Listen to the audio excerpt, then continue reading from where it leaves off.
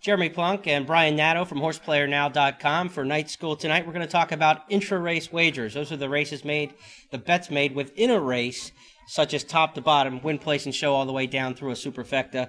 Brian, when you attack a race this way and you look at the win, place, and show, what kind of horses are you looking for to make win plays on? What kind of prices are you looking for? Well, on a win, place, show bet, I'll be definitely looking for value, or maybe a race with a false favorite, where I know if that horse runs out of the money, I'll get a little more bang for my buck, so to speak, on a win, place bet, or win, place, show bet especially, because, you know, the game is all about beating favorites, and a win, place, show bet on a favorite or a horse 2, 3 to 1 isn't really going to do too much for your bankroll. So. I think you have to get at least 2 to 1 on any wager you make on a win play.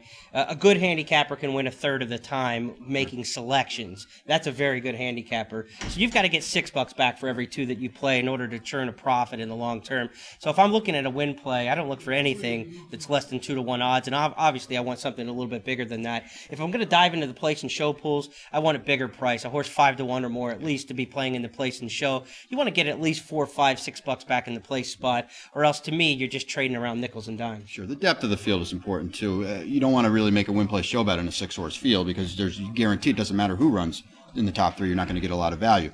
If you have a 10, 12 horse turf race and you're playing a win, place, show bet on a 4 or 5 to 1, then you can still eke out that $5, $6 to place, regardless of who runs in the money, because there's just so many different variables of the race, so many different ways people can go in that race. And I think you make a great point about field size. To me, field size is the #1 determinant whether I'm A, even going to play a race, sure, and B, how I'm going to bet it and how I'm going to attack it. If there's a large field size, you have a better chance of getting a better price on the win end, right, and then your win, play, show plays are something that you want to look at. As the field size starts to dwindle, I think you need to start to look at the exotic wagers. That's why they were created.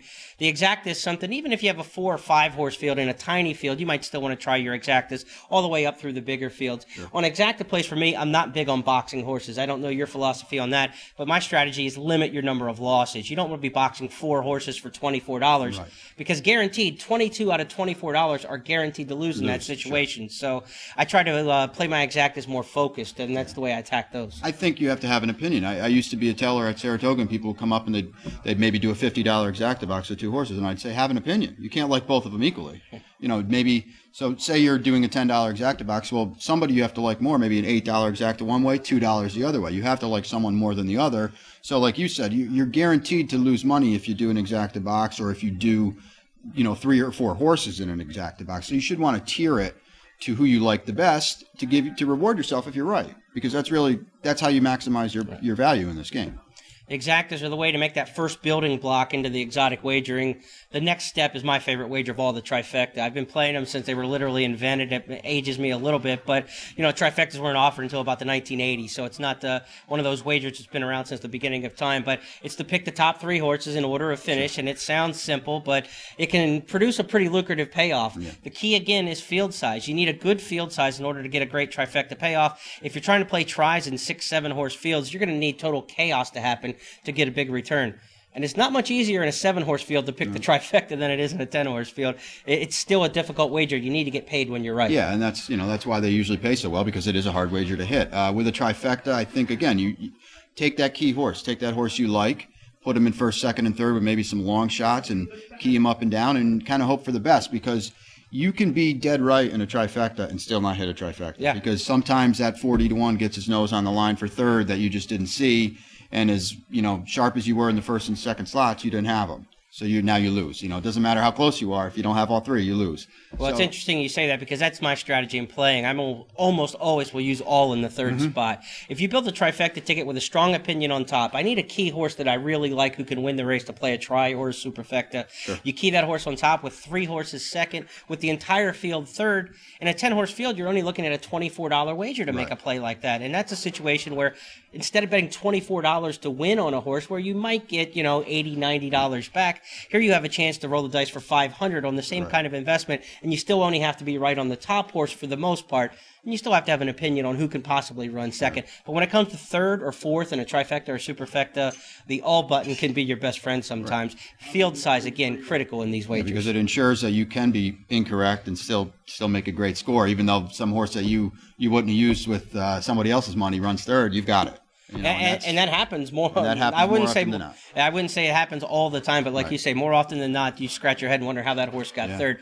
When we move into the superfectas, and again, we talk about the field size being important. Consider this fact: in a 6-horse field, there's only 120 ways a trifecta can come in. 6 times 5 times 4.